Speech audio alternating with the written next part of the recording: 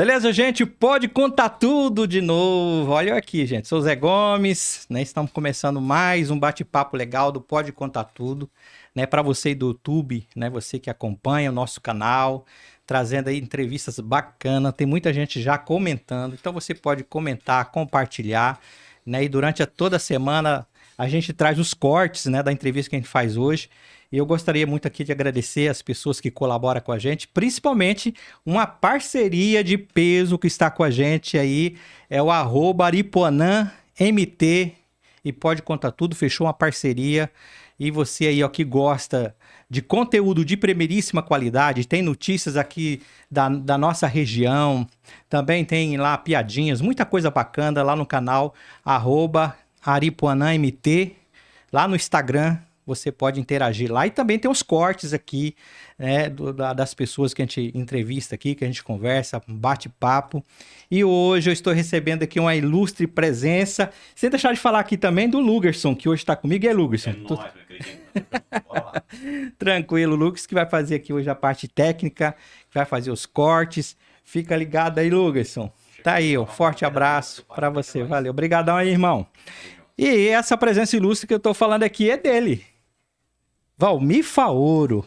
Tudo bem? Seja bem-vindo aqui ao nosso Pode Contar Tudo. E olha que esse homem tem história.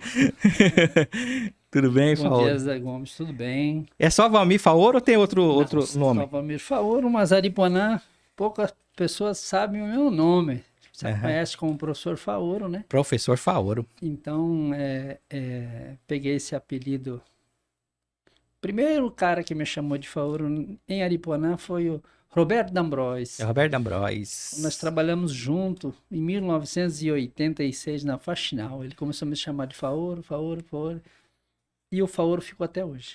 Faoro, vamos falar sobre a sua vinda aqui para essa região. A gente percebe que você não é daqui, né? Então você veio bastante jovem para cá. Como que descobriu essa região aqui? Na verdade, Zé Gomes, a minha vinda para Aripuanã foi uma vinda. Não era esperado, não tinha intenção de vir para Aripuanã.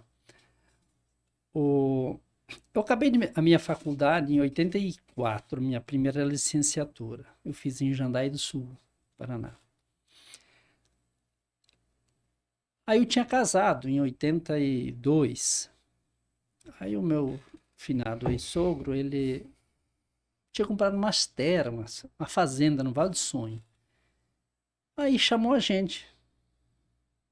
Não queria deixar ninguém para trás, né? Chamou a gente para vir junto. Minha família não queria, minha mãe não queria, minha mãe era contra. Eu era muito ligado à minha mãe, né? Ela não queria que eu viesse, tá? Até que eu convenci ela de vir. O pensamento da gente era vir aqui para a fazenda e ficar rico, né?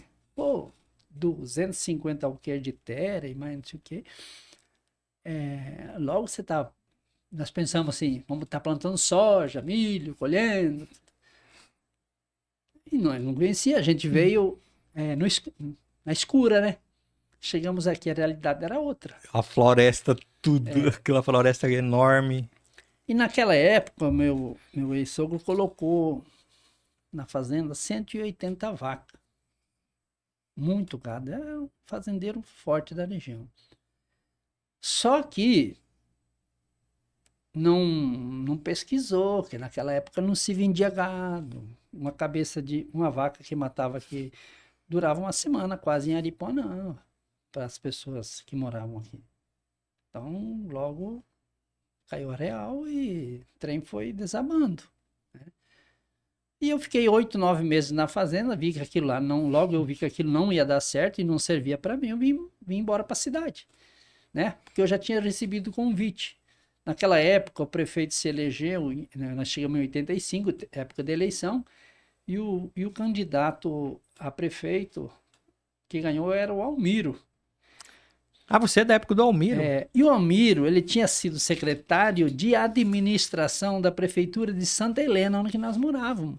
Ele era secretário de administração do tio da minha ex-mulher, que era o chamado Arnaldo Weissheimer. Ele tinha sido prefeito de Santa Helena E o Almiro tinha sido secretário de administração. Como ele conhecia a gente de lá, eu não. Meu ex-sogro. Aí ele mandou um convite para mim vir trabalhar na prefeitura. E aí eu vim embora da cidade, para a cidade. Fui na escola São Francisco, né? Rafael, que era o diretor. Aí apresentei Você conheceu ele lá, Lá na hora. na escola. Não, eu tinha conhecido uns 3 meses antes, porque eu tinha sofrido um acidente na fazenda com uma mocera e tive que ir para o hospital fazer ponta. Naquela época deu 35 pontos, né? Aí encontrei a professora Gladys, que era, naquela época tinha vice-diretora, ela era vice-diretora. Aí ela pediu. Quem me apresentou para a professora Gladys, naquela época, em 85, foi a Eliane Jorge. Ela era uma mocinha, estava lá, ela estudava. Aí ela me apresentou a professora, estava conversando com ela, e ela me apresentou a professora Gladys. Aí a professora Gladys estava lá no hospital, e a professora Gladys pediu para mim passar na escola, conversar com o professor Rafael. Aí eu passei na escola, conversei com o professor Rafael, daí ele falou para mim assim: professor, se você quiser ir embora para a cidade, eu arrumo uma aula de matemática para você. Então foi. Quando eu vim em janeiro para cá, final de janeiro, início de fevereiro, cheguei ali, daí ele falou assim, eu falei para ele que eu ia trabalhar na prefeitura com o Almiro, aí ele me arrumou 36 aulas de matemática. Toda noite fechada e todo dia a primeira aula, antes das 8. Aí foi que eu vim para a cidade. E esse contato seu aí com as exatas, como que aconteceu? A sua primeira licenciatura foi qual foi a sua primeira? Foi matemática. Matemática. Ciências e matemática. Ah, ciências e matemática. Então já tinha... Porque eu não gostava de português. Aí quando um colega meu me chamou para nós ir prestar o vestibular, aí eu falei, não, eu vou, mas só se tiver matemática. Daí ele falou, não tem, porque eu gostava de matemática, né? Aí a gente foi. Ele fez letras e eu fiz matemática. Mas você fez uma outra. Depois em 2003, eu fiz uma nova licenciatura, Ciências da Natureza e Matemática também, pela UFMT. Eu fiquei meio confuso, em né? Cuiabá. Porque eu vi que você falou assim, eu fiz minha primeira licenciatura, É. né? E sabia que você tinha feito pela UFMT, né? Também matemática. A primeira licenciatura minha é Ciências Naturais, que abrange só até o 8º ano, que era na época. Então era licenciatura curta. Aí depois na UFMT eu fiz a licenciatura plena, Ciências da Natureza e Matemática, daí abrangia tudo também. Você lá no ensino básico, você se destacava bem nas exatas já? Sim, eram 2 disciplinas que eu gostava muito, por exemplo, matemática e ciências eu gostava. E matemática, inclusive, quando eu fazia o ensino médio, tinha uns colegas que trabalhavam no Bamerindos, Banestado, nesses bancos, e eles estudavam com a gente. Então, muitas vezes eles pediam aula, chegavam atrasado. Aí, então, eles vinham e pegavam um resumão da matéria no dia de prova comigo. Eu que explicava para eles. Faoro, não vamos falar aqui para você, não vamos falar específico, só vamos falar da sua biografia. Só o pessoal, a gente está começando aqui o bate-papo, só para o pessoal ficar curioso que a gente vai abordar depois cada tema. Eu sei que é extensa. Você começou trabalhando em madeireira, foi professor e também foi técnico de futebol. Deixa eu ver se eu consigo lembrar aqui. Secretário de governo. Secretário de administração. Secretário de educação. Essa aí é uma história. Essa que eu queria saber. Fui diretor de esporte. Diretor de esporte. Fui diretor de turismo. Cara, você no público se destacou bastante nessas áreas. Diretor de escola. O Lucasson tocou no assunto ali, mas me fala uma coisa. Você realmente tinha um projeto, ou tem um projeto aqui para a cidade de Iponá, ou você saiu assim para completar a legenda para vereador, candidato? Eu tinha um projeto muito bacana. Era um pensamento que eu penso qual que é o verdadeiro papel de um vereador, entendeu? Então eu tinha um pensamento assim... Que você já trabalhava no público já há um tempo, sim. né? Aí eu falei, vou ser candidato. Aí, com 20 dias de que lançamos a candidatura, eu fui perceber nos bastidores que ser candidato é muito complicado, é muito difícil. Você não consegue competir na política. Principalmente naquele período que você saiu, né? Exatamente, era um período muito difícil e você tem muito assistencialismo e eu não tenho essa visão, entendeu?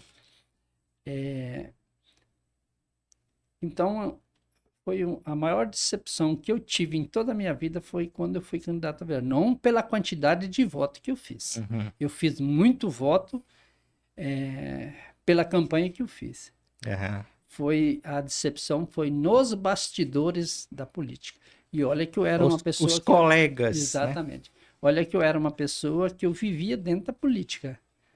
E os bastidores, assim, aqueles bastidores mesmo de corpo a corpo, eu nunca tinha enfrentado.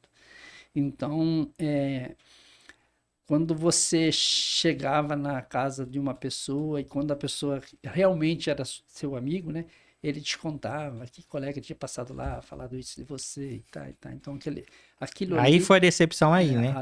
Ali que foi a Até decepção. pessoas que você achava que não fazia esse tipo de coisa. Aí eu abandonei.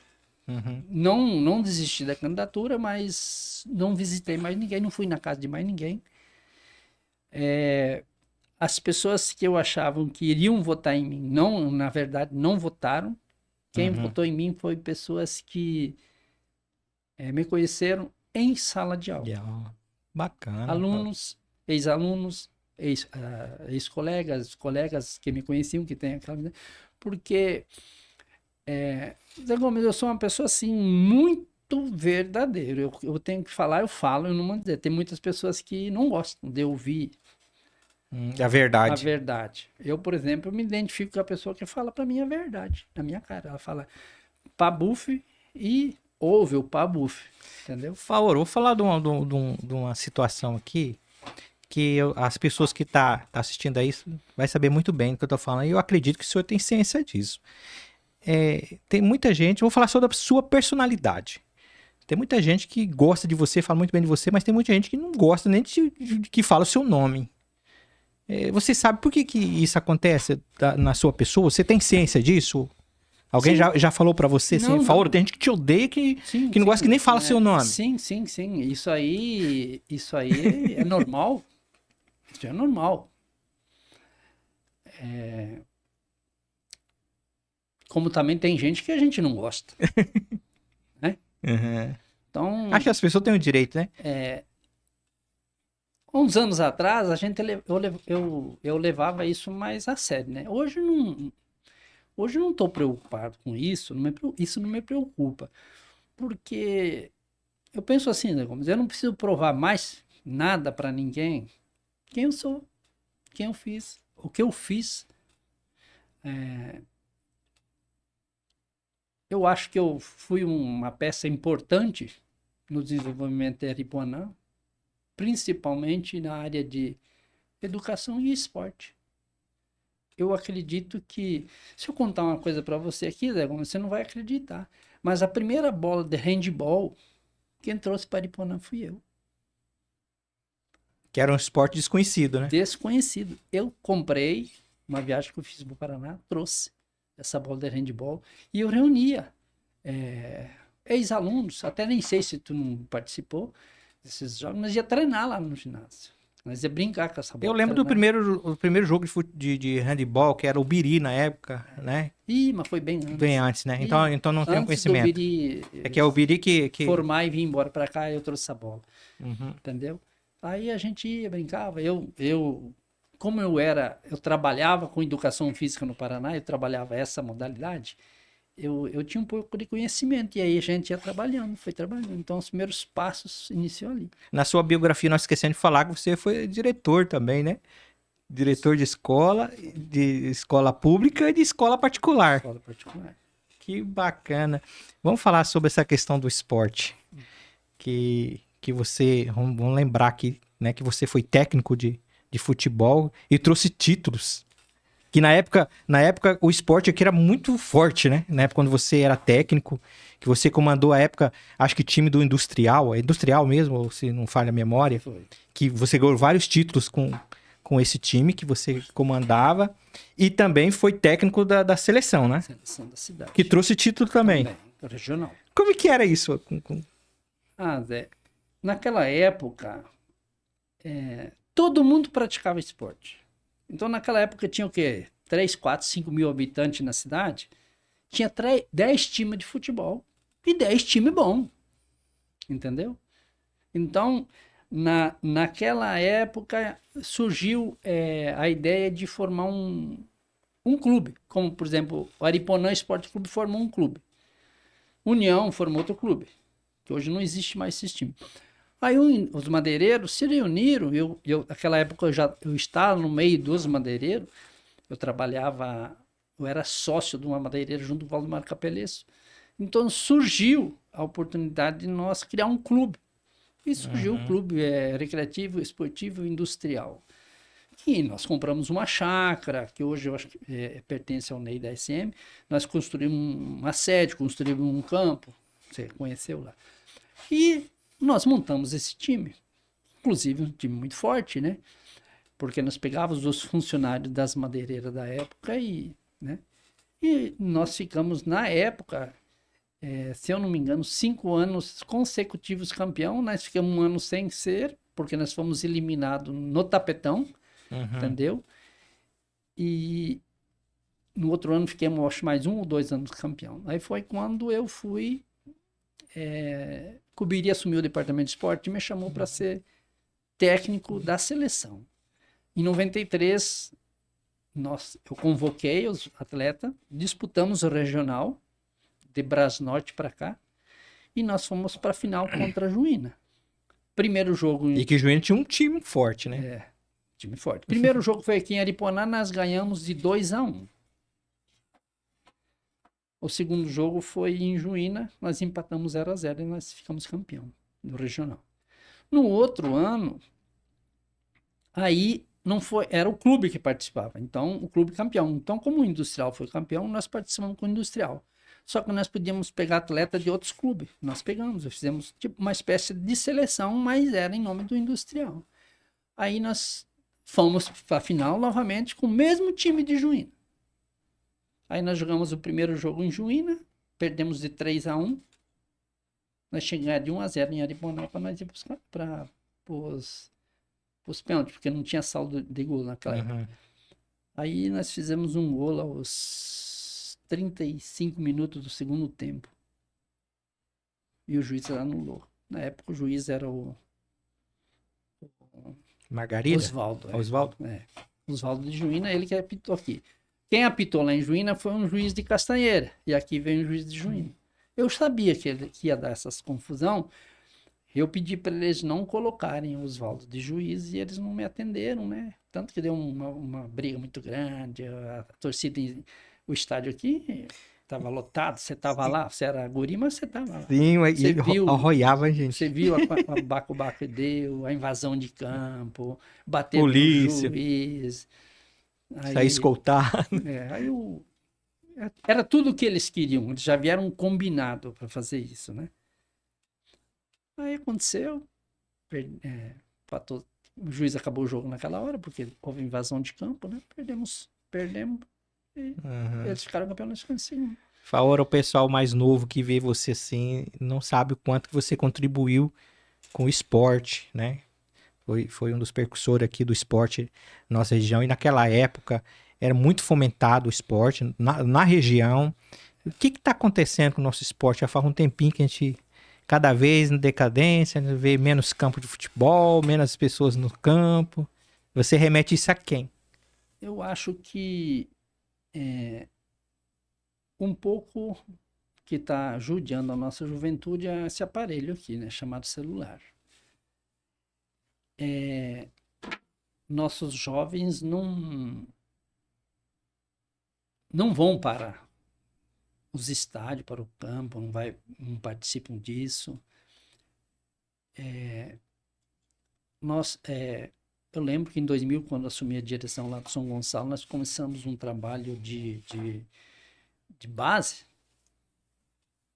professor Adriano, e tanto que o São Gonçalo, você viu aí que nos últimos 2 anos se destacou no esporte. Mas isso é uma base que começou lá de pequeno. Você vai lá no São Gonçalo, hoje você vê criança de 4, 5 anos participando da escolinha de futsal, de voleibol, 6 anos, 7 anos. Tem um custo para eles? Tem. Mas é um apoio que esses pais preferem pagar, porque sabe que lá eles estão tendo, e eles querem que o filho pratique o esporte.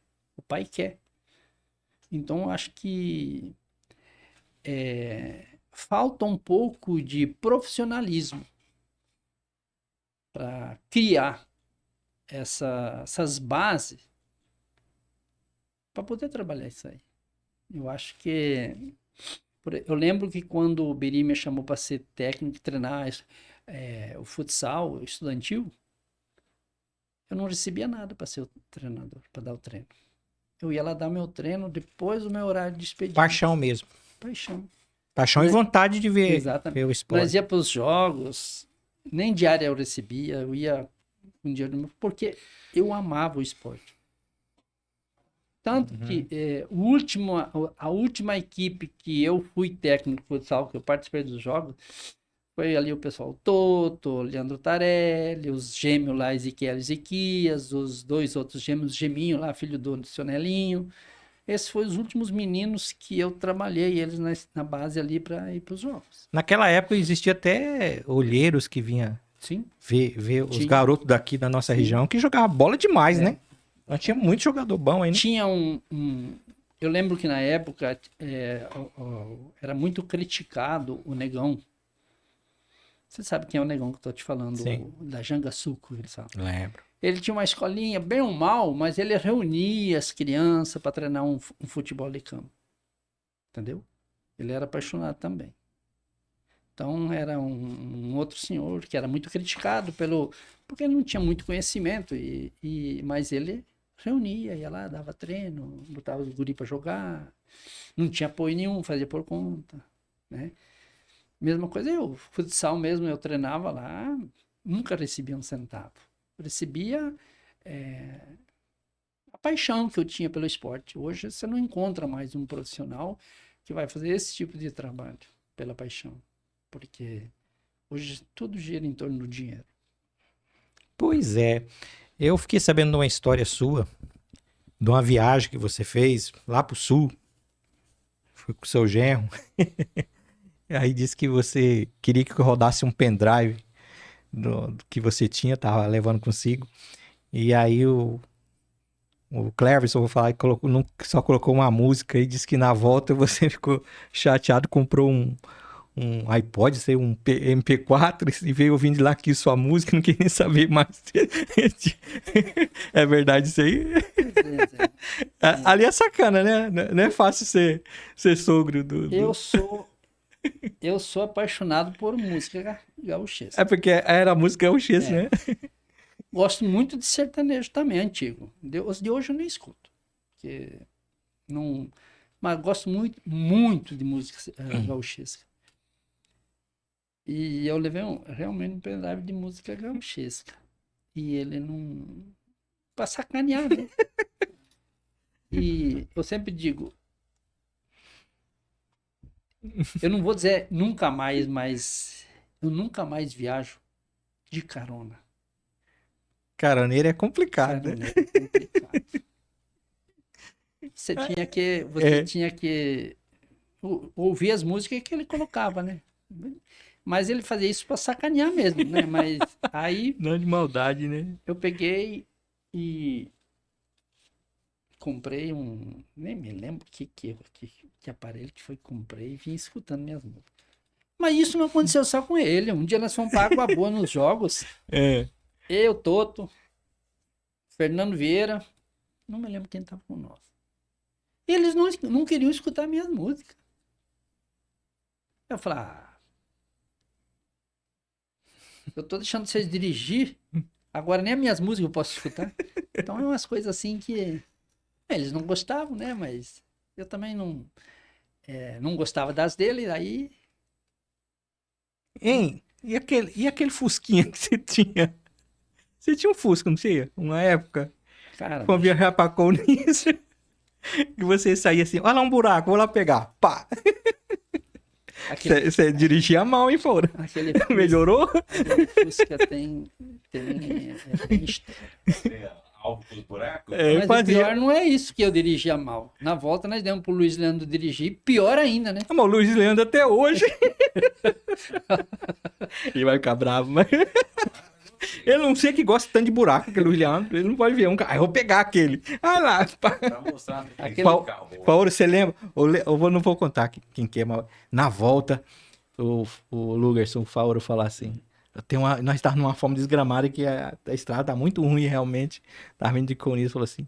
E nós numa fome, falou: vou passar ali no nosso amigo, meio-dia. E aí ele vai oferecer comida, nós vamos almoçar lá. Nós chegamos lá e a comida tava na mesa e não chamou e nós fomos embora com fome. E isso que era amigo dele. Você lembra disso? Não me recordo mais. Depois eu te falo, você vai lembrar o nome da pessoa. Não vou falar aqui, porque Pois a é, pessoa ainda tá na aquele região. Fusca eu vendi. Logo depois daquele Fusca eu comprei um Palio zero, né? Aí vendi o Fusca em 12 parcelas. Recebeu? O cara me pagou 6.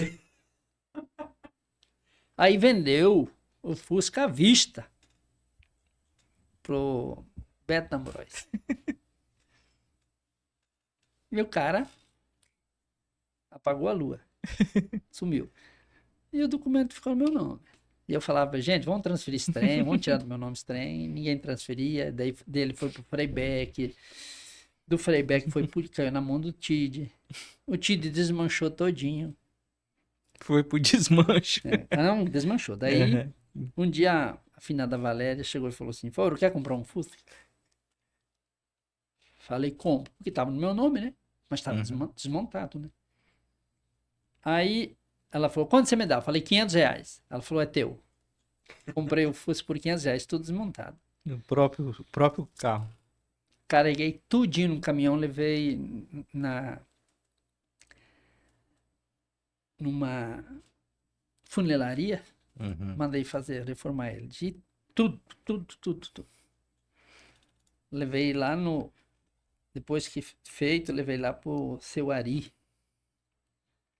fazer a parte mecânica. Seu Ari, nossa, ele é apaixonado por Fusca. O Rafael também tinha um, não é? Tinha. Seu Ari Tedesco, ele não trabalhava mais na oficina, estava na fazenda. Um dia eu falei com ele, não, eu vou fazer seu Fusca. Eu levei, ele mandou, tal dia leva lá. Levei lá, ele fez todinho a parte mecânica, deixou novo. Só que daí ele falou, Foro, esse Fusca tá com problema, você não vai conseguir andar com ele. O cara soldou um trem errado e ele pegava só 3 pneus no chão. Aí eu fiquei nervoso, daí o meu engenheiro falou assim, o meu engenheiro de engenharia falou assim, não, sou, vamos levar esse Fusca pra Juína, lá tem um cara bom. Pô, mas eu falei, acabei de fazer, vou ter que fazer tudo de novo. Levei pra Juína, fizemos tudo de novo. Teve peça novinha que tinha sido posto, que tivemos que jogar fora. Mas o cara começou desde baixo. Eu gastei naquela época 16 mil pra fazer aquele Fusca. É um marronzinho. Eu vim, aí botei vidro elétrico, botei banco de palho. Fusca ficou filé. Cheguei aqui, todo mundo ficou doido pelo Fusca. Troquei com o Teco numa chácara. Vai achar que você tem até hoje? Né? Que eu tenho até hoje. Esse dia eu deixei de vender ela por 250 mil. Eu falei, essa chácara eu quero comprar 5 Fusca. E hoje eu comprava 5 Fusca. Você mora lá? Não moro lá não, mas tudo que vai pra minha mesa sai lá da chácara Olha praticamente. só que bacana. Ô, Lugerson, só fica de olho aí pra ver se tem não quer travar aí, depois você interrompe se travar. Tem que ficar olhando se tá batendo, que tem hora que você tem aí. Eu trabalho todo dia, eu vou lá no trabalhar. Olha que bom. Por favor, sala de aula. Como que você é de sala de aula? Você usava sempre essa explosão, ser uma pessoa que gosta da coisa certa, né? Como que você lidava com os alunos gostavam de você, ou tinha alguns que não gostavam? Como é que era? Até o início, até eu começar a minha segunda licenciatura, eu tinha uma mentalidade que eu achava que o aluno tinha que, de um jeito ou do outro, ele tinha que aprender. Então, aqueles que... A professora antigo era assim, né, Flora? Aqueles que iam para a sala de aula para estudar, eles aprendiam, eles gostavam. Aqueles que não gostavam de estudar, eles não gostavam da gente. Quando eu fui para a segunda licenciatura, eu fui ver que a gente fica muito tempo sem se reciclar, a gente percebe coisa. Aí eu aprendi que quando você vai para uma sala de aula, você tem que, primeiro, conhecer o outro lado da história, que é o lado da história do aluno. Você tem que conhecer, descobrir, bom, por que esse aluno está assim, por que esse aluno não quer aprender, por que esse aluno está aprendendo. Você tem que descobrir a história de vida dele.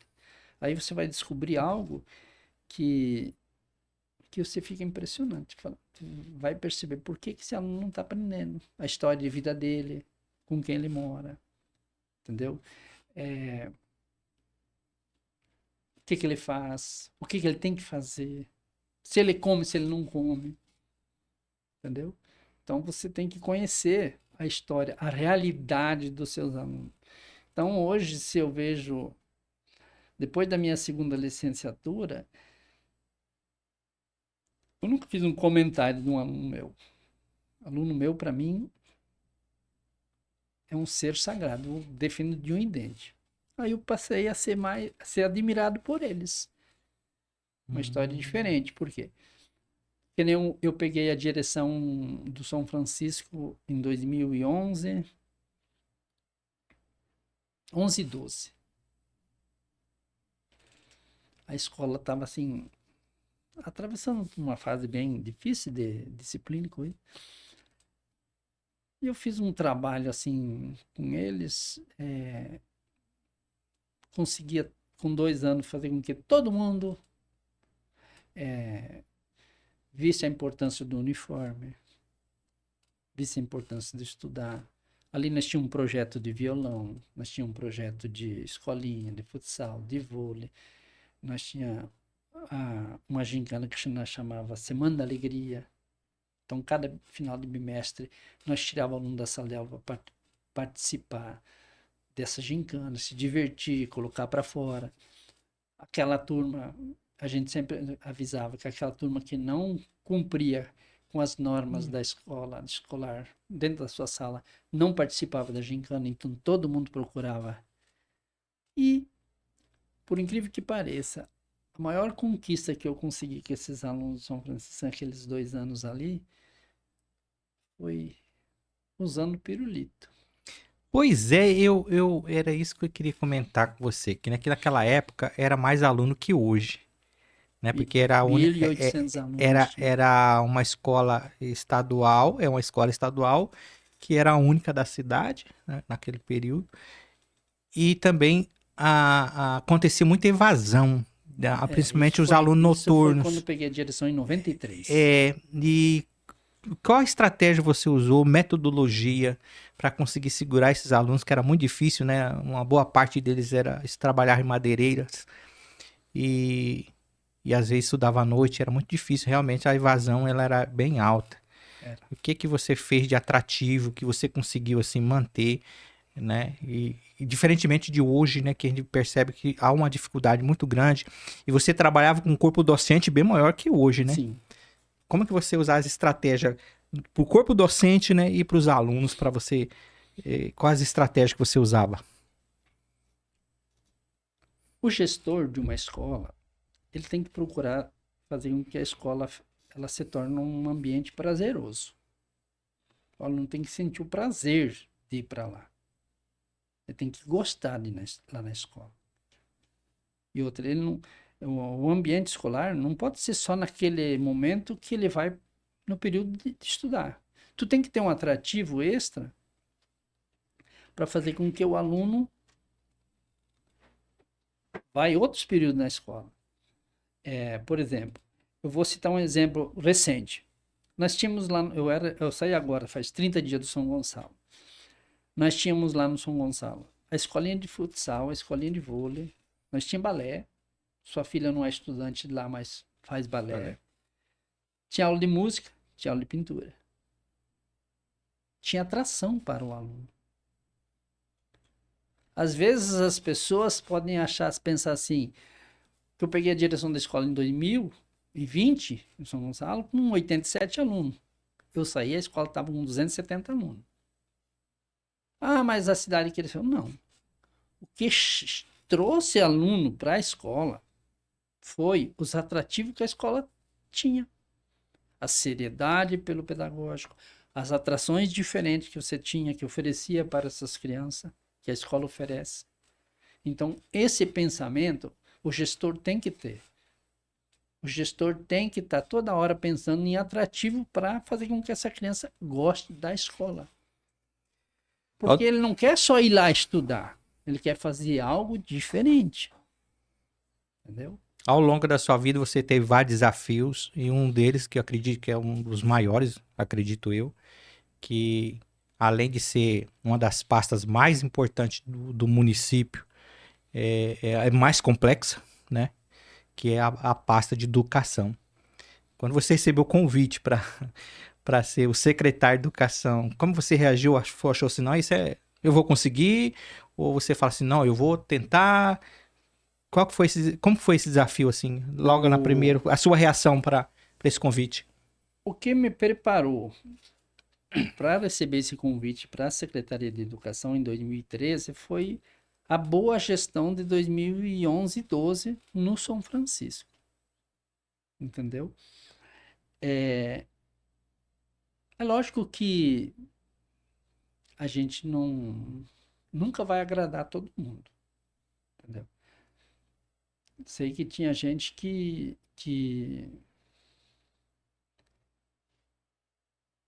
falava que eu era difícil, que não sei o que não. Não sou uma pessoa difícil de lidar, sou uma pessoa fácil de lidar. Eu não gosto de enrolação, eu não gosto de mentira e eu não gosto que o profissional vá para a sala de aula e brinca com a cara do aluno. O aluno tem que ser respeitado. Eu nunca enrolei uma aula. Você foi meu aluno, você sabe. Eu nunca enrolei minha aula. Eu pecava por excesso de atividade do que por falta de atividade. E eu tinha o meu pensamento era que eu achava que todo mundo tinha que ser assim. E não é, infelizmente não é. Entendeu? E as pessoas não conseguiam. Outra coisa que eu cobrava é pontualidade. Quando eu era diretor da escola, eu estava 6 horas, eu estava na escola. Dona Alice, conhece Dona Alice, né? Conheço. Dona Alice, ela trabalhava de merendeira. A Dona Alice, ela sabia a hora que eu chegava na escola. Ela falava assim, tá chegando o faoro, porque a chave vinha batendo. Era 6 horas, eu estava na escola de São Francisco sempre. Eu passava de sala em sala. Eu passava a mão numa carteira de cada sala para ver se estava bem limpo. Eu falava para as minhas melhor colega eram as pessoas da merenda e da limpeza. Aí eu brincava indo com ela. De vez em quando vocês olhem para cima, não só para baixo, porque tem as teias de aranha, entendeu? Então,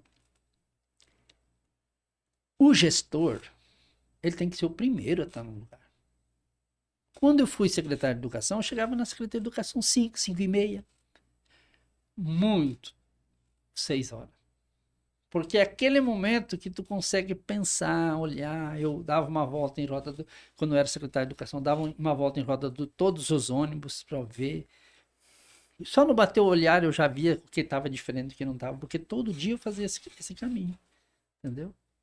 Então, não é porque eu vou ser um diretor, ou eu vou ser um coordenador de escola, ou eu vou ser um secretário de educação, que eu vou chegar 8 horas, 9 horas, não. Eu tenho que ser o primeiro a estar lá. Eu tenho que receber meus funcionários para ver que hora que eles chegam, quem que chega, como que eles chegam. Pelo menos esse é o meu pensamento. Uhum. Além de você fazer parte do corpo docente, você foi o gestor, como você falou, e já foi secretário. O que você tem a me dizer sobre essa categoria? Como é que são pessoas, são pensadores, né? São pessoas que estudam, que todos os profissionais passam pelo esse profissional que é o professor. Você acredita que ainda falta um pouco mais de união? Ou se está tudo ok? Como que você faz uma avaliação sobre essa categoria que é a categoria docente? É uma pergunta bastante polêmica, né? Você sabe que eu vou responder, isso vai dar polêmica. Mas é normal a gente escutar um profissional falando assim, a gente não é valorizado. Peraí. Que tipo de valorização você quer? Tem valor maior do que você ver que o seu aluno está aprendendo? Tem valor maior do que você receber uma homenagem ou daqui, ou dali, ou de lá? Ou o valor para a gente é só financeiramente? Porque eu vou falar sincero, eu não posso reclamar do salário que eu ganho como professor, nem do estado e nem do município. Agora, eu canso de falar em formações continuadas, em reuniões que a gente em escola, eu falo, peraí, vocês estão reclamando do salário? Vocês trabalham 4 horas por dia, 5 horas por dia. Vai para um supermercado trabalhar. Você trabalha sábado o dia inteiro, domingo de meio-dia. Vai para uma madeireira trabalhar. E você não ganha o que tu ganha em 20 horas lá. É lógico que tu vai trabalhar com filho dos outros, com cabeças diferentes em sala de aula. Mas se você tiver domínio de sala e domínio de conteúdo, você não tem problema com o aluno. O problema que está tendo em sala de aula é falta de preparo das pessoas que vão para a sala de aula. Nós recebemos alunos com dificuldade? Sim, recebemos. Mas por que esse aluno está chegando com dificuldade lá? Será que eu estou me preparando com o meu conteúdo para trabalhar, para tirar a dúvida do aluno? Será que eu estou tendo domínio de sala de aula? Porque o aluno, ele não quer professor que enrola. Ele não quer professor que dá moleza. Ele quer professor que seja... Ele percebe, né? Sim. Ele quer professor que seja ponta firme. Ele sabe. Quando ele pega você, que é um professor rígido, coisa, eles te admiram. Agora, se vocês pegar um cara que não tem, uma pessoa que não tem domínio de sala, não tem domínio de espírito de bordo mesmo. Voltando aí para a pasta da secretaria, de secretário, eu sei que você gosta muito de projetos, né? Trabalhou com muitos projetos. Na pasta da educação, tem algum projeto que você desenvolveu, que você hoje, assim, que de alta relevância, que você marcou na história, que você quis desenvolver, que pode citar aqui pra gente? Tem. Tem vários. Eu acho que às vezes os profissionais da educação podem até não pensar nisso. Mas eu sempre fui um secretário que pensei sempre na valorização do profissional. O plano de cargos e carreira da educação iniciou quando eu fui secretário de educação. Esse plano de cargos e carreira vinha com 4, 5, 6 anos, já que vinha se arrastando e nunca se dava certo, nunca dava certo, nunca dava certo e não se acertava. Peguei, reuni a classe, criamos uma comissão. Reuni essa comissão e falei, eu quero que vocês estudem o lado do profissional, mas também não podem deixar de observar o lado do poder público, da secretaria. Não adianta vocês virem aqui jogar uma tabela de salário astronômico se a secretaria depois não dá conta de pagar. Então vocês vão ter acesso a tudo para vocês fazerem uma tabela que seja... Foi o que aconteceu. Quando eu assumi a Secretaria de Educação, ninguém queria ser diretor de escola, ninguém queria ser coordenador de escola. Porque ganhava menos que um professor. Sentei com o prefeito, fizemos uma tabela, um projeto, mandamos para a Câmara aprovou, dobrando o salário de direção e de coordenação de escola. Bacana. Porque são pessoas que têm que ser valorizadas, porque eles estão ali se dedicando 40 horas dentro do serviço. Outra coisa. Você lembra daquele projeto, uma verba que vinha do governo federal, chamado Mais Educação, que Sim. vinha para as escolas? Uhum. O que a secretaria, na época, fez? Nós reunimos as 4 escolas da cidade, junto com a secretaria. Eu fui a Cuiabá, fui na Siduc, conseguimos o antigo Escola Elite, que estava parado. Estava lá 3, 4 anos paralisado, jogado aquele trem lá. Nós fizemos uma geral naquilo. E nós atendia todo dia 1.200 crianças. Quem estudava de manhã, ia para Mais Educação à tarde. Quem estudava à tarde, ia para Mais Educação de manhã. Lá tinha um lanche, lá tinha um monte de modalidade, lá tinha pintura, tinha escolinha de vôlei, futsal, tinha basquete, tinha música, aí tinha as horas que eles tinham o lugar para fazer tarefa de casa, né? Tinha os professores que auxiliavam. Então era um projeto que, quando acabou a verba do governo federal, o último ano não tinha dinheiro do governo federal, a Secretaria de Educação assumiu os monitores. Nós pagávamos. Era um projeto que não deveria ter acabado. Deveria ter continuado. Nós atendia por dia 1.200 crianças. Nós atendia criança do estado, do município, não tinha nada a ver. Nós atendia do estado também, quem quisesse ir. Então era um projeto que não deveria ter deixado acabar. Porque nós tínhamos um ambiente ocioso que não era usado, propício para esse projeto. As crianças tinham o que fazer no contraturno deles. Hoje eles não têm. Hoje a escola está cedida por Senai, né? É. Que poderia estar à disposição do município para estar trabalhando essa. Anexo à pasta que você assumiu, que é a pasta da educação, estava a cultura também. Estava. E eu acredito que você deve ter pensado numa pessoa que assumiu a cultura, né, ao seu comando. E tem algum projeto na cultura, assim, que você fala assim, esse projeto eu sempre pensei por Aripuanã? A primeira coisa que nós fizemos quando eu assumi a secretaria foi fazer uma parceria com vocês, né? Rádio Navegante e Top News. Verdade. Porque eu achava bonito. Quando vocês fizeram o primeiro, como é que era o nome? Era que tinha o Fescanã, que na Era época era do da mar. prefeitura, É. né? É Cantaripuanã. Cantaripuanã. É. Eu achava bacana, porque eu sempre fui apaixonado por essas coisas. Então a primeira coisa que a gente fez foi essa parceria. Nós fizemos aqui, fizemos em Conselvan.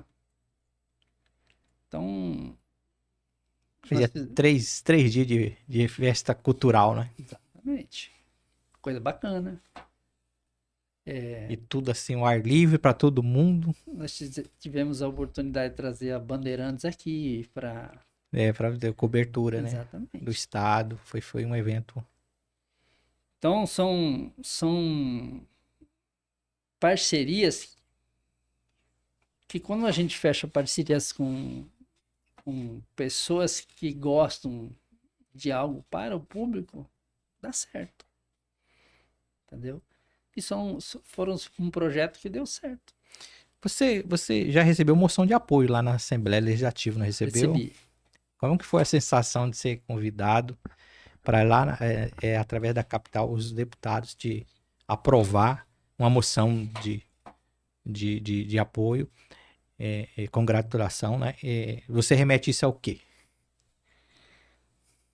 Olha, pelo trabalho prestado na educação. Eu acho engraçado, Zé Gomes. Eu recebi uma moção de título de cidadão matogrossense pela Assembleia.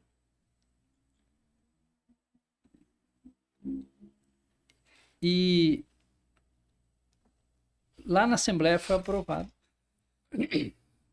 E aqui em Aripuanã, na Câmara de Vereadores, eles reprovaram, me dá o título de cidadão ariponense, os vereadores. Nem vou falar os que votaram contra, porque isso é uma coisa que não... Será que acha que é uma coisa pessoal? Politicagem. Politicagem. Mas é uma coisa que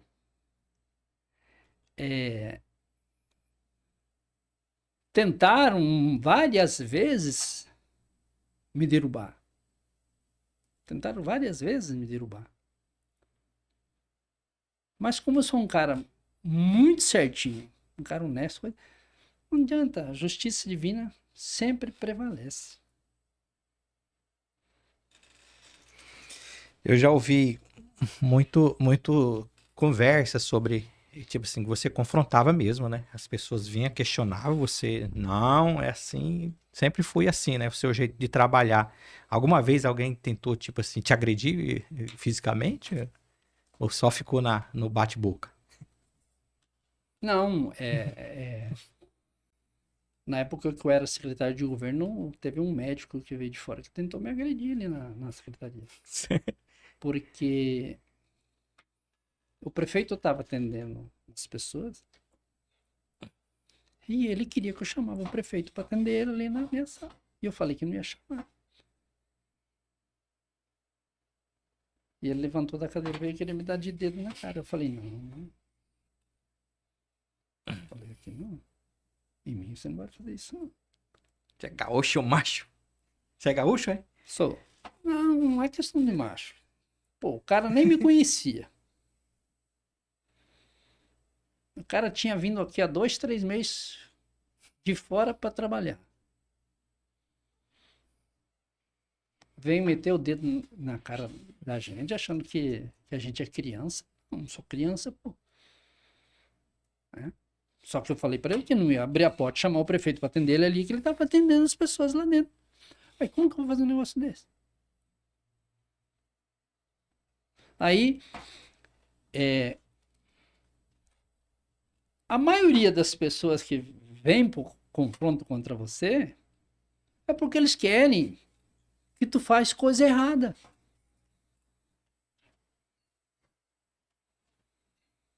Quando eu era secretário de Educação, eu vou te contar uma história aqui, eu não tenho medo de falar, não. Um vereador me chamou na Câmara e pediu para mim liberar um ônibus do transporte escolar para levar um pessoal num casamento em Juína. Eu falei que não ia liberar. E o ônibus do transporte escolar era para o transporte escolar. Aí ele fez a proposta. Então, contrata um da TUT, coloca como transporte escolar, transporte de aluno e... Eu falei, eu não vou fazer isso. Eu não vou porque é coisa errada. Aí ele respondeu para mim, mas se não fizer algo só dentro da lei, não faz nada, tem que fazer algo errado. Eu falei, eu não vou fazer algo errado com você. Porque se eu fizer, eu vou estar de rabo preso, como eles falam, é contigo. Aí toda vez que tu quer algo errado, eu vou dizer que não vou poder fazer, você vai dizer assim, ou tu faz ou eu vou te denunciar aqui.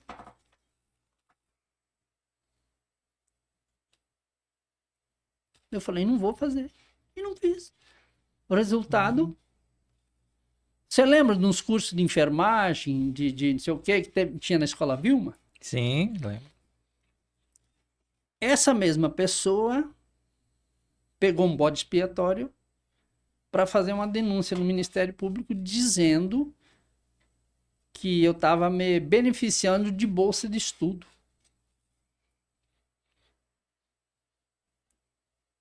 Então, era uma pergunta que eu ia fazer, que inclusive passou um tempo e você foi inocentado, né? Eles bloquearam todos os meus bens, minhas contas, tudo. Deu um maior converseiro, Aí favor, corrupção, essa coisa toda. Exatamente, o cara da televisão falava na televisão. Qual foi o seu sentimento quando o pessoal falou assim, a justiça falou assim, não é verdade isso, né? Foi inocentado. Qual a sensação assim que você sentiu? Zé Gomes, eu acho umas coisas muito injustas. Eu acho que as mesmas pessoas que abriram os canal para denegrir a sua imagem, eles deveriam abrir o canal para você ir lá e falar.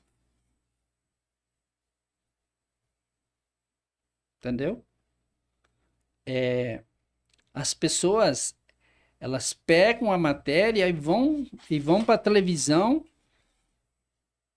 denigram sua imagem, esquece que por detrás daquela mentira tá mexendo com um pai de família, um cara que tem filho, que tem neto, pessoas que 40 anos de cidade, hoje eu tenho 40 anos de cidade, sempre minha vida foi pautada com a honestidade, a seriedade, as coisas.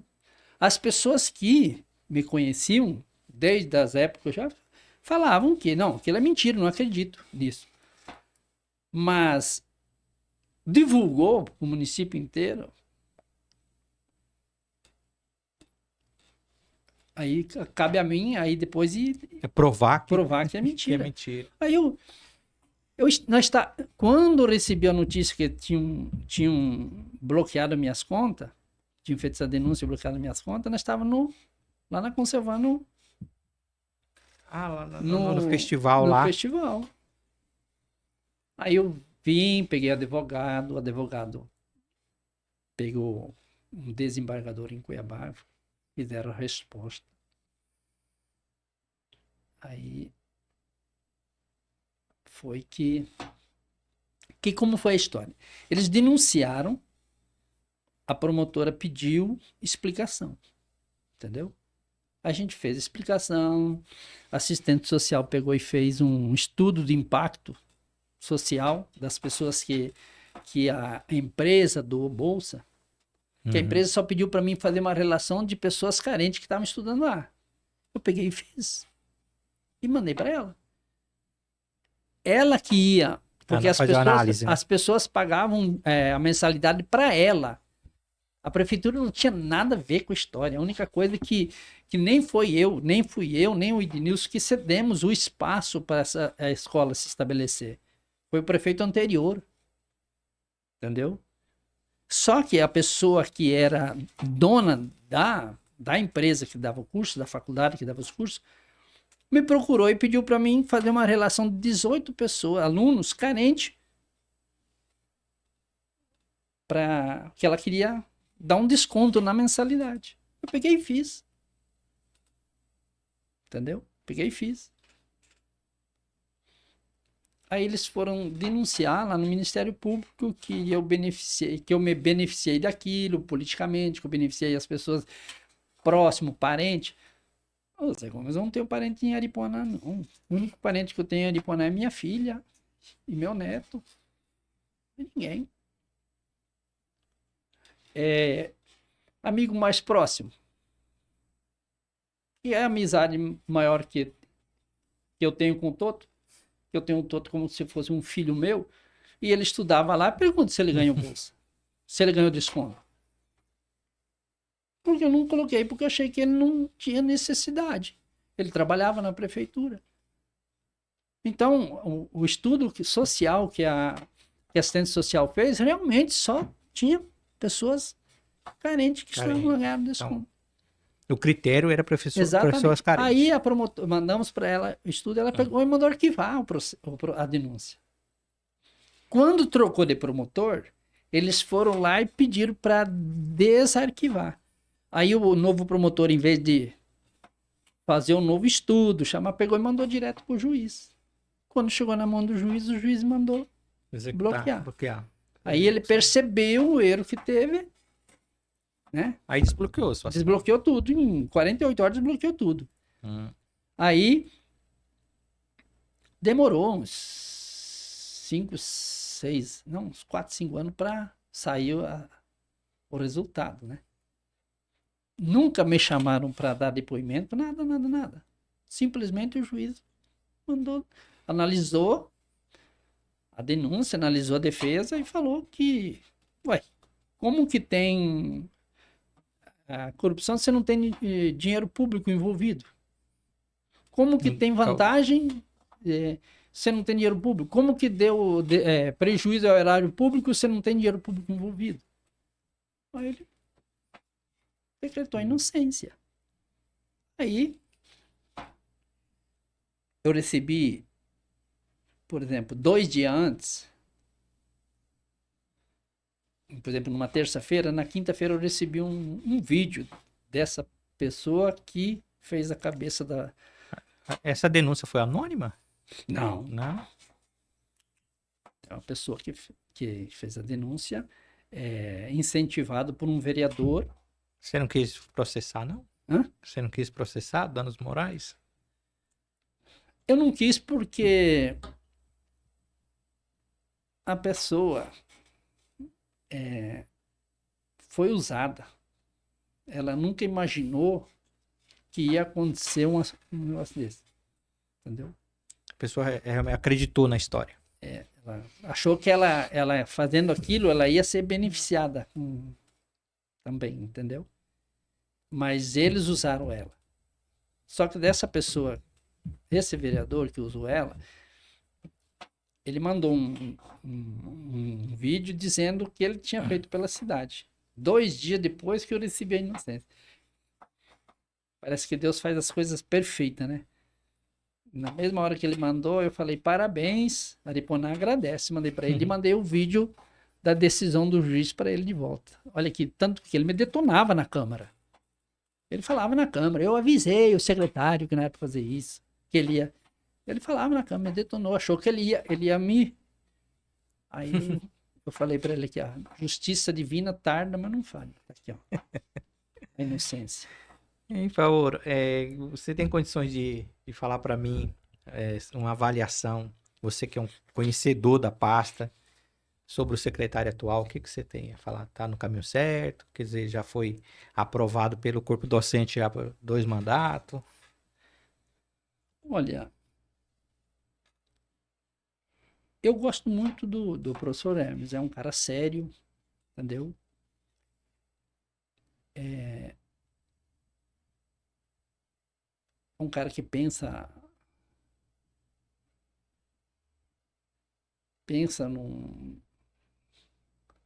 numa educação melhor também. Como eu teve falha, ele também tem falha. Por ser uma pasta muito E complexa, né, eu Faora? acho que uma coisa que ele deixa a desejar, coisa que eu ia para o confronto e ele não vai, por exemplo, ir para as escolas. Ouvir entendeu? Ouvir entendeu? Se ele não quisesse ouvir, por exemplo, em reuniões com o colegiado, com os profissionais, vai ouvir um, vai ouvir outro. Ele sabe aquela pessoa que tem um conhecimento, que Porque consegue rola trabalhar. muito conflitos, né, nas Sim, escolas, né, entre sim, direção da escola sim. com o corpo docente, Aí, com os por exemplo, funcionários. eu ia para as escolas, de vez em quando fazia reunião com os professores, de vez em quando eu visitava, sentava com um professor que eu sabia que tinha um argumento forte, ideias boas. Eu via. Os diretores da época eram nomeados pelo secretário ou é igual Não, hoje, que era eleição, eletivo? era eleição. Eletivo também? É. Ah, tá. Então na verdade, quem escolhe a direção da escola são os próprios. Sim, eu nomeei Aham. 2 diretores só. Na verdade, 3. Quando eu assumi, a Raio de Sol era uma diretora, daí a Cleide pegou a diretora e levou para assistência social para trabalhar com ela. Aí cabe o secretário Aí, como ficou aberto, a lei diz que era o secretário que indicava. Então, que é a diretora ali. A escola lá, Maria Luísa, a diretora passou no concurso do Estado, tomou posse, abriu vaga. Daí eu peguei uma professora que estava em desvio de função, levei para lá e coloquei na direção. E outra, numa eleição, teve uma escola que não teve nenhum candidato. Cabe a mim, ao secretário, indicar o nome. Uhum. Entendeu? Aí eu peguei. Aí teve umas pessoas que, no meu particular, falaram: se você quiser, eu assumo, tá? Se quiser assumir, tinha que ter concorrido, né? Uhum. Eu fui lá e nomeei uma pessoa para ser diretora. Essa pessoa não podia ser candidata, porque ela ficou 3 meses em desvio de função, então ela não estava apta a concorrer. Eu chamei ela para ela assumir, ela falou, não, eu assumo, ela assumiu. Fez um bom trabalho, maravilhoso. Depois, com mais 2 anos depois na direção. Assim, então, mas os outros tudo sempre foram eleitos pela comunidade. Eletivo. Bacana. Hein, como que é? Você trabalhou na Secretaria de Governo, né? Trabalhei. Como que é? Qual que é a responsabilidade de um secretário de governo? É muito difícil. Secretaria de É o Governo secretário que fica próximo ao gabinete do prefeito, né? é o que? Apaga fogo.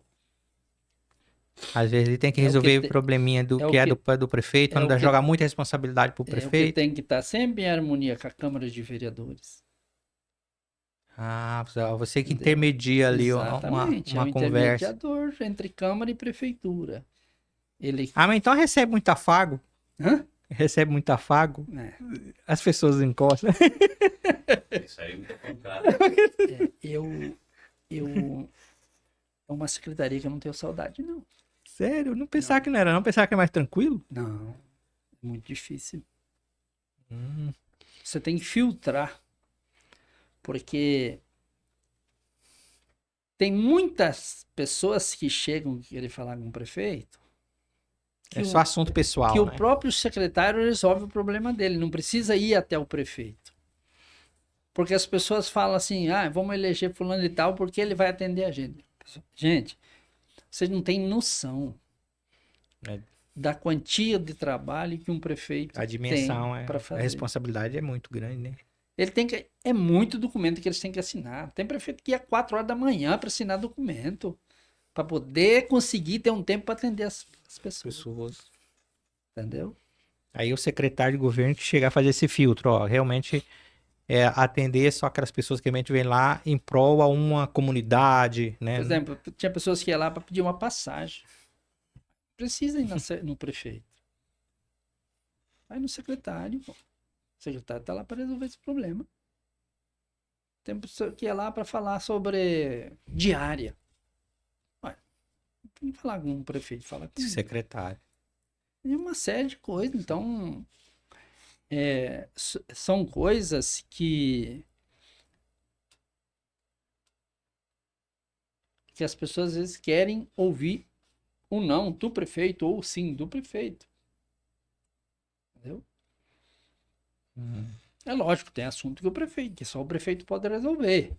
Mas a gente sabe qual que é, encaminhava. Mas tinha assuntos que a gente mesmo resolvia, o próprio secretário da pasta resolvia. Não precisava ir até o prefeito. E as pessoas ficavam bravas, porque falavam. Daí aí entra a parte dos fofoqueiros, né? Que falava assim, não deixa falar com o prefeito, fica impedindo as pessoas de falar com o prefeito. Não é isso que não deixa falar.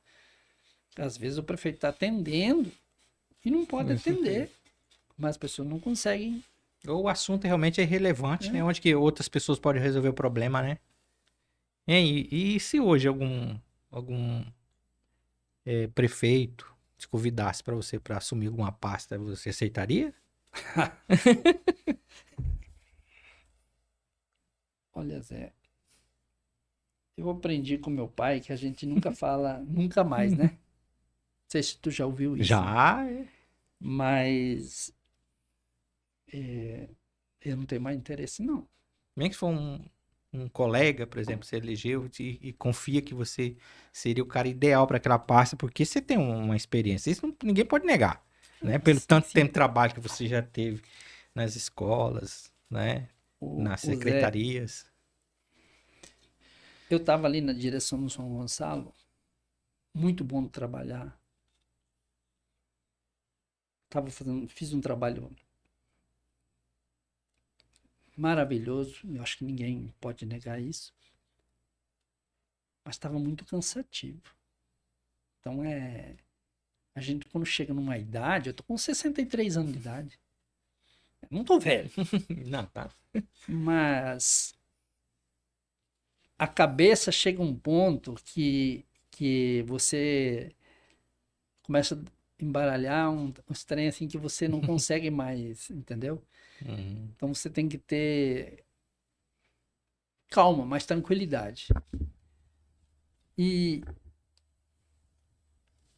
essas são 3 secretarias muito complicada para se trabalhar numa prefeitura, que é Secretaria de Obras, né? Que é a A Sinfra, né? infraestrutura, Secretaria de Educação e Secretaria de Saúde. Eles não, esses É três secretário secretários, de noite, né? eles não têm sossego.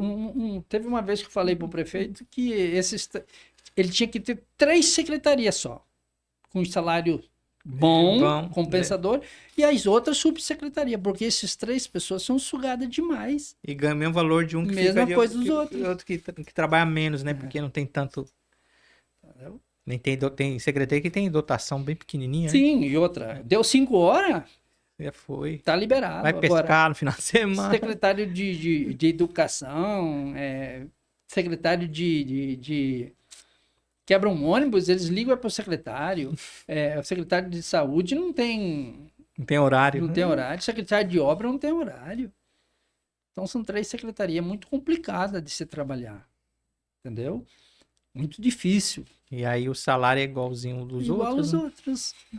Não tô menosprezando os Não, outros. eu entendo, mas imagina, a Secretaria de Educação, Eu tô me referindo a demanda. à demanda do trabalho, a exposição. Não é a importância, né? É a demanda, a você quantidade. expõe a sua pessoa, entendeu? Você é exposto. Você entra num tiroteio o tempo todo, essas 3 secretarias. E vereador sempre pega no pé desse secretário, né, dessa secretaria, por exemplo, você que assumiu a educação. Acho que a de saúde acho que é a mais problemática, né? Olha, eu penso o seguinte, o vereador tem que fazer o papel dele. Eu não sou contra, não. Mas quem elege, Porque se Quem elege você os- fosse vereador, tu também ia pegar quem no elege os vereadores é a população. O prefeito não elege vereador. Então eles têm que trabalhar para a população e não para o prefeito. Agora, eles têm que cobrar.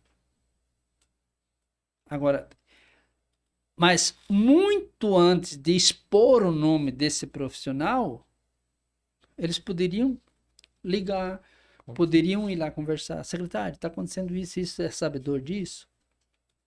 Porque tem pasta aí que tem, por exemplo, a Secretaria de Educação, tem quantos funcionários?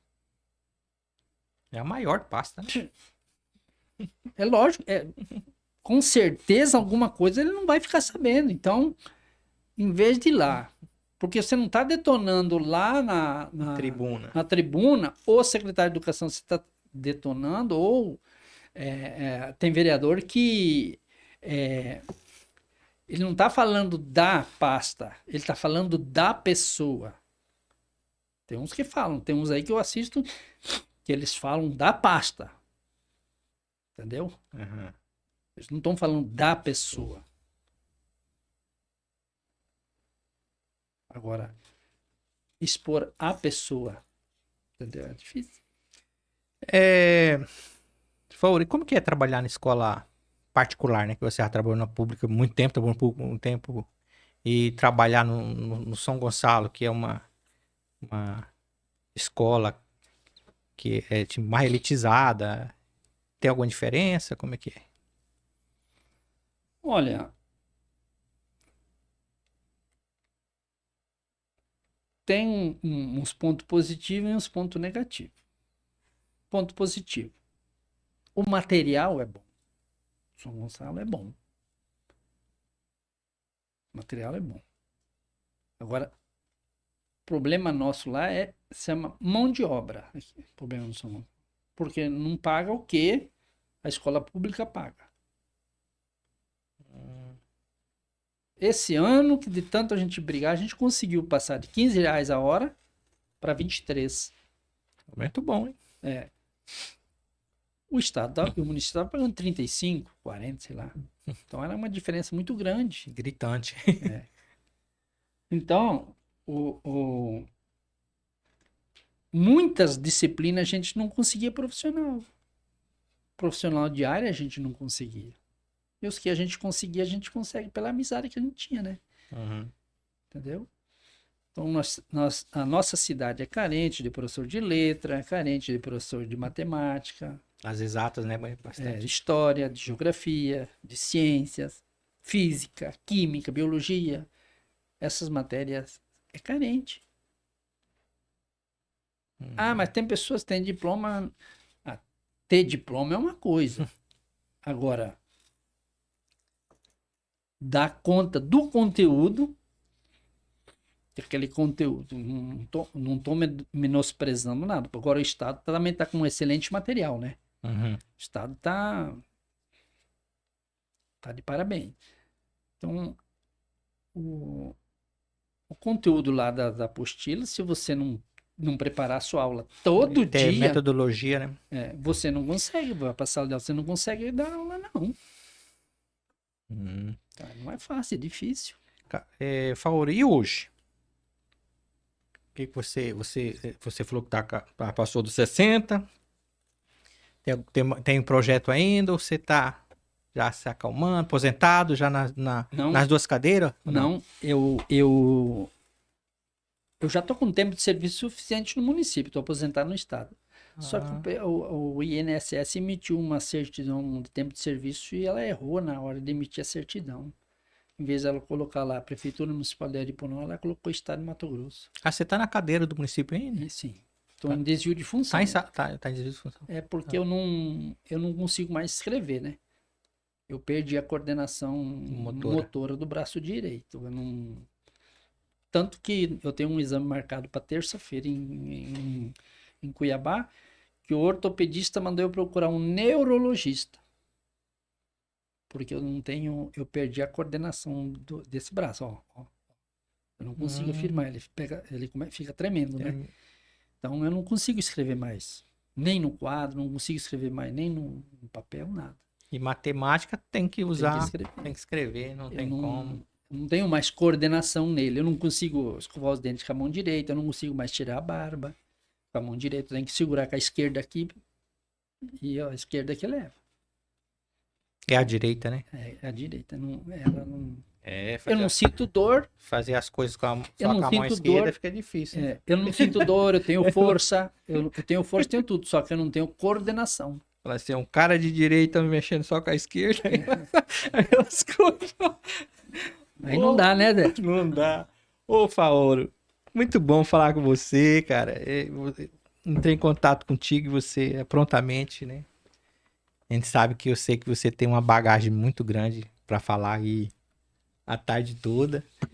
E a gente agradece muito mesmo por você ter vindo participar aqui, pro pessoal conhecer um pouco e eternizar na internet esse bate-papo, né? Fico muito feliz, né? Você ficou sabendo que há poucos dias nós recebemos uma homenagem lá no Paraná? Não. Os ex-alunos meus não, nossos, da escola, cenecista, Padre Anchieta, lá da onde que nós morávamos, Moreninha, Santa Helena, Paraná. Os alunos de 81, 82, 83 e 84. Eles resolveram reunir todo mundo, tentar reunir todos os 6 professores para fazer essa festa, esse reencontro. E prestar uma homenagem, né? Eu fui, Zé Gomes. Eu e minha esposa, nós tínhamos uma viagem para Maceió. Nós cancelamos para ir nessa festa. Zé, a coisa mais linda que eu já vi. Chorou? Não tem quem não chorou. 40 anos que eu não vi essas pessoas. O que eu mais valorizo é isso, Faoro. Fazer homenagem pra pessoa quando tá viva. Porque 40 anos esse que a negócio gente de fazer não homenagem se pra pessoa via. depois que morre, Faoro. Colega de trabalho na cadeirinha de roda. Colega de trabalho. Só emoção, hein? Andando com dificuldade. Pessoas que... Você chorou por graças a Deus, eu não estou desse jeito. Ex-colega que estão em Rondônia. Pessoas que foram do Amapá. Aqui de Campo Verde. Fizeram um apanhado. Todo mundo foi. De Brasnorte. Encontrei lá o meu primeiro patrão, o meu segundo patrão. Gente perto de você, você nem sabia, morando. O de Brasnorte eu visitava, né? Que é os Ferrari lá, que é o pai do prefeito de Brasnorte hoje, né? Uhum. Ele era vereador lá na cidade e ele que levou essa escola cenecista para lá, conseguiu, batalhou, né? Então ele foi homenageado junto. Então foi um reencontro muito bacana. Tinha pessoas lá, colega de infância, que fazia 40 anos que a gente não se via. Aí eles batiam nas costas da gente e falavam assim: Ei, professor, lembra de mim? Eu falei, não. Ele falou: sou fulano de tal, fui seu aluno de educação física. Eu falei: agora eu lembro. Tem um senhorzinho lá que bateu nas minhas costas e falou: tá tudo bem? Que lá eles me conhecem como Valmir, né? Eu falei: tô bem. Aí ele falou: lembra de mim? Eu falei: não. Eu falei: eu não lembro de você. Ele falou: sou o Lari. Daí o meu irmão falou isso: Lari Machado. Eu falei: não, Lari, eu nunca ia te conhecer, porque quando você daqui você tinha o pescoço torto, hein? Agora teu pescoço tá reto. Ele tinha no futebol, nós jogávamos futebol junto. Eu era goleiro, ele jogava na linha, né? Futebol de campo. Ele teve um torcicolo, um mau jeito, e o pescoço dele ficou assim. Acho que eu vivi lá morei lá mais uns 2, 3 anos, e ele tava com o pescoço sempre assim. E arrumou o pescoço. E agora eu encontrei ele, tá com o pescoço reto, daí eu pedi pra ele: conta pra mim o que aconteceu. Daí ele me contou a história. Caí, bati do outro lado e Não, ele procurou ortopedista, foi trabalhando. deu umas técnicas, foi trabalhando, receitou um tipo de travesseiro. Então eu nunca ia conhecer ele, entendeu? Pois é, Faoro, quero agradecer. Eu sei que se a gente fosse conversar aqui ia ficar um tempão. Quero agradecer muito você por ter participado aqui, tá? A gente vai encerrar nosso bate-papo aqui e depois o pessoal que está assistindo, que vai assistir aqui, lá no YouTube, ao decorrer aí da semana vai ter vários cortes da nossa conversa aqui, vamos colocar lá no Instagram, no Facebook, para o pessoal a acompanhar. Eu gostaria que você deixasse aí uma mensagem, né, para os amigos, para os colegas, para as pessoas que vão assistir, né, a gente lá na internet.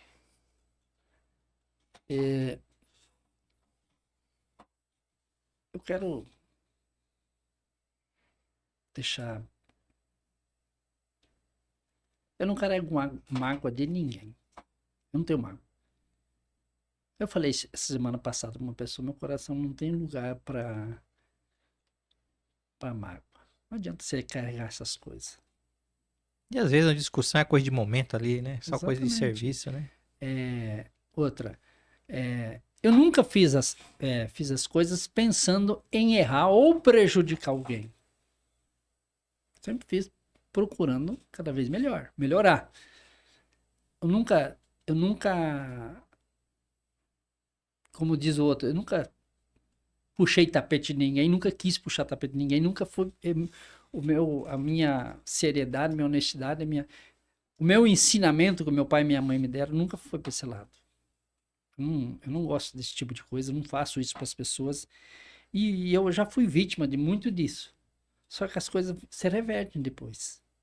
Então você nunca faça ao outro o que você não quer ser para você. E o que eu tenho para falar, o que falta é amor. Amor. Acho que as pessoas não precisam ter medo e receio de dizer eu te amo.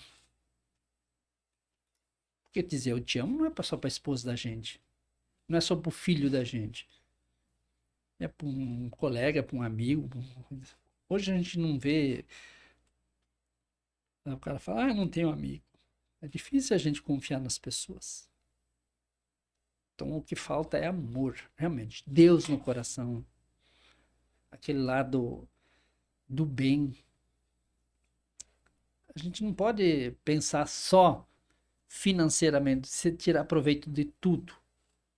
Não pode querer tirar proveito de tudo. Tudo vou me beneficiar.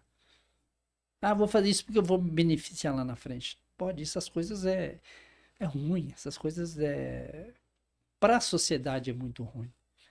as pessoas sofrem com isso. Então, sei lá, se eu fiz algo de errado para alguém, quero que as pessoas me perdoem, mas nunca foi minha intenção prejudicar alguém. Você me conhece, você era guri quando eu cheguei aqui, eu trabalhei junto com o seu pai, né? Seu Totonho, era guarda ali da escola, e você foi aluno da gente ali, né? Vocês eram uma turma que dava muito trabalho, né, pra gente, né? Você não foi aquele que nós aprovamos um ano lá pra... Quando você foi fazer a matrícula, chegava no terceiro ano, você desistia, porque no outro ano não tinha o que fazer. Não, eu já tentei, mas não. Aí chegou um ano pra fazer a matrícula, não, você passou. Como que eu passei? Eu desisti em Ó, outubro. o entrevistado aqui é você. Essa história poderia ter sido. Você sabe dessa história, né, Nego? Sei. Não foi você não, tô brincando. Não, daqui a pouquinho eu vou contar a história. Aí eu gostei quando você brigou. Ó, Saulo, não fala isso não. Gente, Eu acho que teve uns 3, 4 anos essa pessoa no terceiro ano. Chegava em outubro, desistia, porque no outro ano não tinha o que fazer, então ia pra escola. ir pra escola. Aí chegou um ano lá fazer a matrícula, não, você não tem, você já terminou o terceiro. Como que eu terminei? Eu desisti. Não, mas as tuas notas eram tão boas que os professores resolveram passar você. Tinha gente que reprovava. Tinha gente que reprovava pra estudar no outro ano. Gente, eu quero agradecer o Lugerson, valeu, cara.